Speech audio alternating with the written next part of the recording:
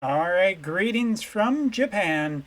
Here we are. It has been another balmy, warm weekend, and we're going to cool off a little bit with a review of Aranea in just a second. But first, before we get on with that, just a note, I am not doing a stream on it's August 1st here in Japan. I guess it's August 1st in most places. Anyway, I'm not doing a stream mainly just because I'm going to be doing some longer streams this week as I am currently going to be in the middle of changing jobs, so I have some extra time and I'm going to be doing some extra streams along with some other stuff while also getting ready to move. And yeah, there's going to be a few, I'm going to be looking to do a few channel changes, both to my Twitch channel to make it a little more up to date, a little more exciting to be around. And then we're also going to reviewing some of the YouTube recording stuff and whatnot. So yeah, all of that's going to be happening, but with all that, with some of that information out of the way, let's get into talking about the unit. All right, so Aranea is a unit that I think there's at least a few globalers who are excited for her. I mean, ice as an element is really starting to come along, I think, pretty nicely, and a high damage dealer is going to push ice into a better direction, because ice, it's kind of this mishmash of characters. You have some spear users, you have some sword users, you have some mages, some healers, some range. You have a pretty good all-around team, but there isn't really an ice tank, and ice just has this kind of big problem of fire being so prominent. Like, you do see still a lot of Lord Monts in a lot of places. And while water has come a long way, water is not exactly pushing back the hardest against fire right now. So yeah, it puts ice into a weird element. But maybe RNA is going to change all of that. Or maybe not. So let's talk about her. First of all, you can see her, stats as of the pull screen here. Get a general idea for what she's going to be like. By the way, don't have the percent modifiers yet. Wotv calc is not updated, but I do want to talk about this character sooner rather than later. So that's why we're just getting right into the review. And I guess if there's anything super amazing or something like that, I'll note it in another video. All right, so let's get in with the TMR first. Why not? Dragon Mail. This is the Trust Master. As you can see, a good amount of HP on it, good amount of defense, okay spirit. And as for the ability, which is always the real thing we want to know about, it gives a 3-turn shortened activation time for own abilities, as well as a speed increase. Single use, 28 TP. I think that this is really good if you were trying to get older Dragoons to work.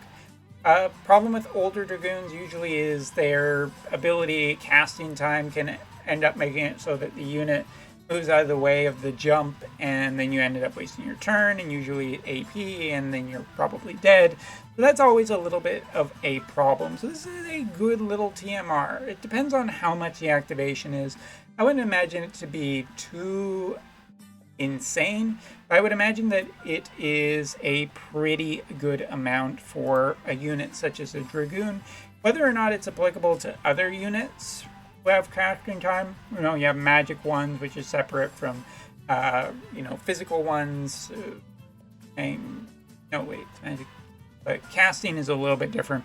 So I want to see the Wotv calc before I give this anything too amazing. I think generally, though, this TMR has very limited properties to it, and it's questionable whether you want to run this on Aranea, because as with any physical fighter, you'll really, really want to run bells on them so they can be doing their high damage attacks a lot, especially with Aranea, who is a character who, as we're going to get into, is an incredibly high damage dealer on a single target, so you really don't want to miss those attacks, but you really want the AP to support her. So yeah, I'm not convinced that her TMR is amazing. It's good, and depending on the numbers, it could be really good. But at this point, I'm not giving it an incredibly high evaluation, because I think that some of with the numbers missing, it's a little bit difficult, and it just conflicts with bells, as a lot of TMRs do. One day we'll be able to have 3 bells. Now, as for the limit burst, the shiny limit burst, we'll just show it off here. Air superiority. Damage to targets within range after increasing own defense penetration, large damage, and piercing attack resistance down for 3. So this is essentially a spear team. Like, spear damagers are going to get a lot out of this. This limit burst, while it is, very strong, it is just really, it's less how to say this in a way that makes very coherent sense.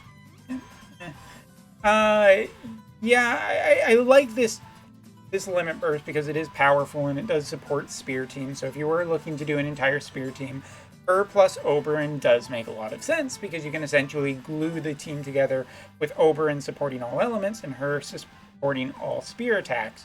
But is that really good enough? I'm not entirely sure, just because, again, outside of being a spear person, where else is this really going to be amazing in? And I don't think it's as many places. So yeah, I'm going to say that this is great for spear teams, not so great for everyone else, and it will deal a good amount of damage. It's got some good range on it, but I'm less excited about this. Alright, now let's talk about Aranea, and I've used her recently in a test today. Unfortunately, I can't bring her up in-game because of the stupid cooldown time, but I did take some screenshots of her before doing this review, so we can take a look at what her stats will look like. This was with a primarily ice party without a maxed ice vision card yet, the Laswell card, so her attack could still have some room for improvement if I'm remembering correctly. But yeah, let's talk about it. So as you can see, her stats wise, she has a really high amount of HP, really nice working off that limit burst. As you can see, for her attack, very high, one of the highest for a Dragoon I think we've ever seen, if not the highest. A good amount of dexterity, good amount of luck. Agility is pretty nice too. I was wondering before this whether her agility was going to be a little bit lower because of her mastery ability, giving her an agility boost. And obviously this is with the mastery. It's a little bit slower than some other units, but, if the other units come to her and then she just jumps at them, provided they don't get in her turn, it'd be good. Taking a look at resistances really quickly. As you can see, fire is very much a problem for her, but you can see that she's also getting a little bit of elemental resistance against everything. Just flipping back to the other image quickly, you can see the accessories that she has on here, and you will, get an idea for what she is essentially being run with. And if I can just find right here, her normal is just 20% against wind, negative 10% against fire, and her regular without any equipment resistance is 5% for slashing, 10% for piercing, 20% for shooting, and magic is negative 10%. So this build is currently giving her a little bit of extra magic resistance, which is her big weakness. She is incredibly weak to fire magic, and that is a big consideration because Glassy, Special Glassy, Idle Glassy, Anniversary Glassy, whatever you want to call her, is a fire mage and a very strong fire mage. I'm not even including Summer Ketone in this discussion because Glassy is, you see her way more often than that. And Fire Glassy has a good amount of defense. You can even build her with something like Phoenix to make her more defensive and a little bit more durable against physical attackers. But I think that this unit's very clearly already got a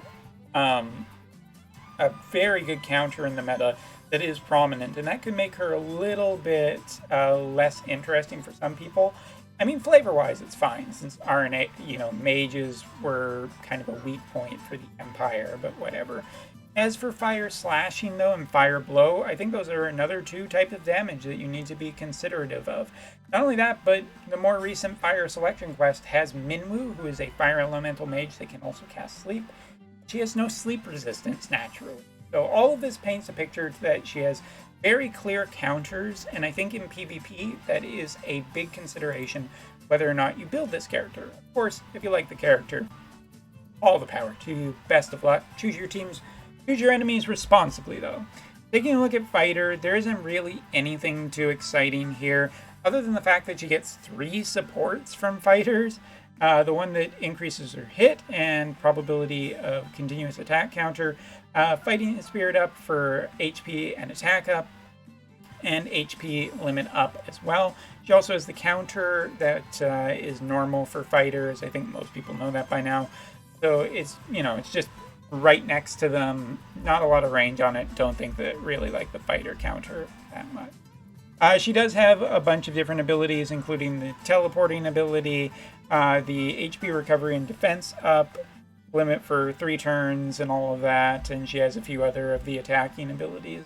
But honestly, fighter, unless you're looking for an ice strike for a very specific counter to a very specific unit, I don't think it's necessarily what you're going to want to run with her, although it is there. Dragoon, on the other hand, this one might be one you want to run, especially if you want more jump abilities and more AoE abilities. The only support she gets from Dragoon is jump +1, which, she already has if you look here, she has a jump 4 and move 4, jump 2. And I think that's already pretty good enough, so I don't think you're ever going to want to run that support. She has the attack up ability, jump ability, Dragoon Roar, which is the plus AoE, brave down on target within range. She has the 3-turn move and jump up +1. She has Dragoon Dragon Dive, jump and deals damage to the targets, and that gives her another AoE as well. And she has Dragon Sword for her counter, which I don't think you're going to want to run because in her main job, she does have Fasting, which is a first strike counterattack with penetration when damage. So great. It has piercing, basically, penetration damage, and it hits before the enemy hits, and it does have the same range as her other Dragoon one. You're basically going to want to run that. It doesn't have the healing capabilities, which is a little concerning, but it's okay. Taking a look at the 2 supports she gets from her main job, which, by the way, I haven't said is Brigadier General of the Air Mobile Operations. Rolls right off the tongue. Her supports are a defense and defense penetration rate increase. Going back again to her stat page really quickly, as you can see, she has a really nice defense stat, not a great spirit stat at all. And she also has inertial control device, which increases luck and piercing attack power. But something I'm noticing from this is that her jumps are not homing like Oberyn's, unless there's something in her kit that says one of her jumps does actually home. I think they're just regular style jumps, and that is a little bit sad because Oberyn has really impressed me recently with the fact of homing jumps, just eliminating that problem of the enemy moving. You have to be very careful with timing here. You just have to be strategic with Aranea, and the payoff is very big because, again, very powerful spear user, but it is a big consideration when you're choosing this. Taking a look at the sub part of her main job, she does have a 2 consecutive damage with penetration to the target. I do believe that this is considered an AoE attack without being an AoE attack if my guildmate was reporting correctly, which is a little weird, but I think it means that it gets around AoE resistance without it being an AoE attack, or while still being kind of an AoE attack. Not really sure how to classify that, so okay. Taking a look at Angry Spear, damage to the target, medium, probability that you get Don't Act for multiple turns. Don't Act is a powerful ability. It shuts down your opponent's counter abilities. You may just want to run this girl as her main job, just have that extra status effect. Don't necessarily know, it's up to you, but I think it's really good. The main part of her job, she does have a 3-turn attack and defense up. Dragoon Lep with probability that AP will gradually decrease with 3 turns, giving the Frostbite status effect. So in other words, there's a self buff that she needs to cast before her 3 that also gives her an attack and defense buff, but if you don't cast it, one of her abilities won't have the Frostbite, and that is a big consideration.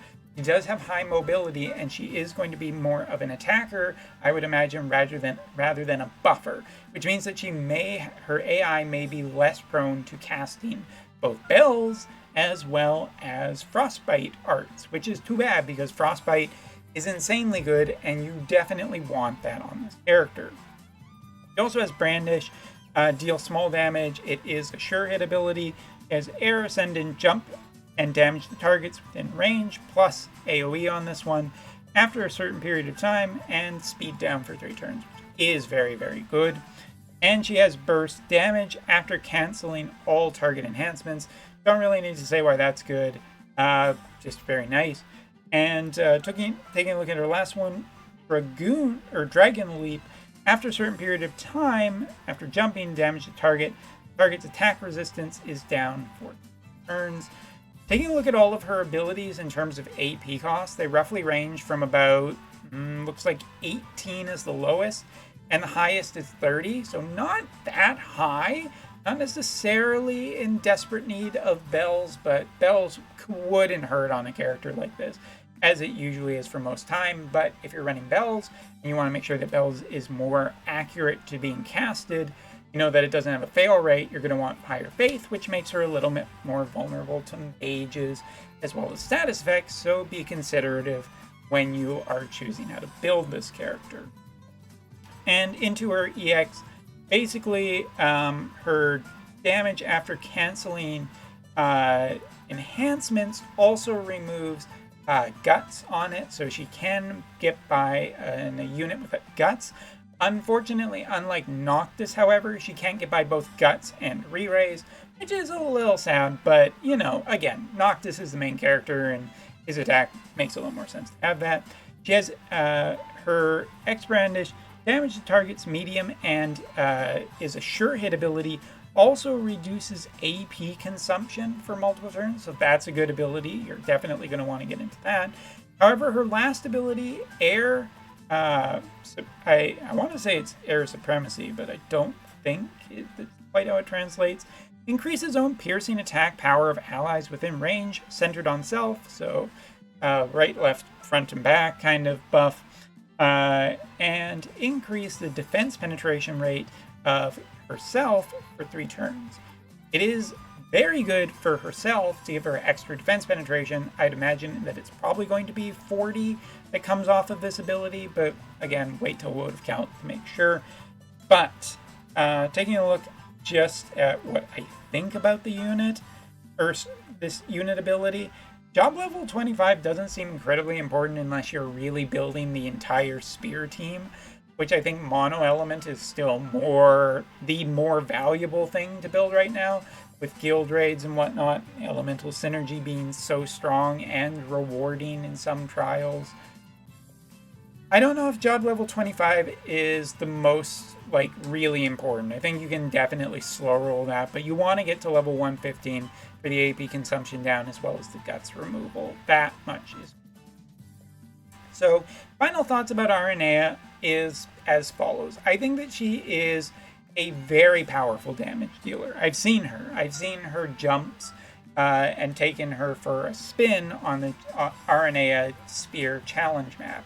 She was dealing, you know, upwards 5,000, 6,000, 7,000 points of damage without any chains whatsoever on her abilities. So I was impressed with her damage. She does have some access to AoEs, but it feels like a lot of her kit is mostly single target, and that is fine because she can dish out enough damage that I think she's pretty threatening to any character without re-raise.